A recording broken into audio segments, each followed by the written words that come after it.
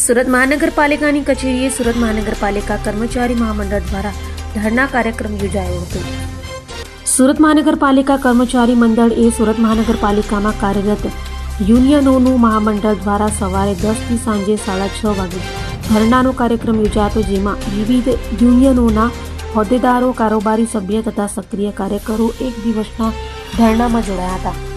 સુરત મહાનગરપાલિકાના deputy commissioner D નિધિ સિવાચ દ્વારા ગેરકાયદેસર રીતે યુનિયન ઓફિસોનો કબજો લઈને યુનિયનોની બદનામી કરી હોય તેઓને ડેપ્યુટેશન પરથી ગુજરાત સરકારમાં તાકીદે પર બોલાવી લેવા માટે યુનિયનોની જે ઓફિસનો કબજો લેવાયો છે તે તમામ ઓફિસો તાકીદે યુનિયનોને ફરી માનભેર પરત આપવા તેમજ યુનિયનોની અનેકવિધ માંગણીઓ પડતર છે, જે તમામ માંગણીઓનું તાકીદે નિરાકર કરવા માટે યુનિયનો દ્વારા ધરણા યોજાયા હતા।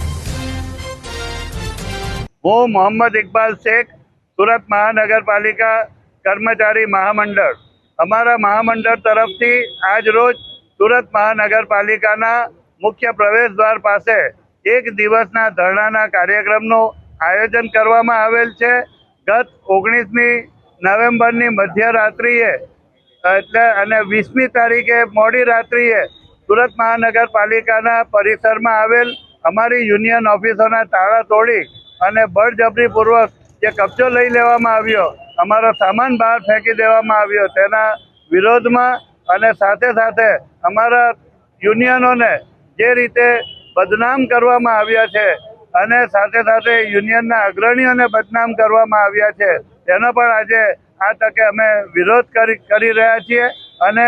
આ કૃત્ય સુરત મહાનગરપાલિકાના ડેપ્યુટેશન પર મુકાયેલા ડેપ્યુટી કમિશનર શ્રી દ્વારા જ્યારે કરવામાં આવી રહ્યો છે, ત્યારે અમે ગુજરાત સરકાર પાસે અમે માંગણી કરી રહ્યા છીએ કે આ ડેપ્યુટી કમિશનર શ્રીને ડેપ્યુટેશન પરથી તાકીદે સરકારમાં પરત બોલાવી લેવા જોઈએ। અમારા યુનિયનોની માંગણીઓ, કેટલીક માંગણીઓ તો 3-4 વર્ષથી હજી સુધી બાકી છે, એ તમામ માંગણીઓ પર તાકીદે પૂરી કરવામાં આવે અને તેમાં ખાસ કરીને અમારા જે કર્મચારીઓ 50 જેટલા જે અમારા કર્મચારીઓ ચાલુ નોકરીએ અવસાન પામ્યા, એમના સંતાનોને એક આશ્રિતને નોકરી આપવાનો જે ઠરાવ છે તેનો અમલ કરવામાં આવી રહ્યો નથી, તેનો તાકીદે અમલ કરવામાં આવે અને અમારા ખાસ કરીને વર્ગ 4ના જે કામદાર ભાઈ બહેનો ચાલુ નોકરીએ સ્વૈચ્છિક રીતે રાજીનામું આપે તો એમના એક સંતાનને નોકરી આપવામાં આવે આશ્રિત તરીકે, એ અંગેની પણ આજ રોજ અમે અહીં માંગણી કરી રહ્યા છીએ। અભય થઈને નિષ્પક્ષતાથી નિરપેક્ષ રીતે વાસ્તવિકતાનો અરીસો રૂપી સચોટ માહિતી લાવતો સત્યની સાથે અભય ટાઈમ્સ।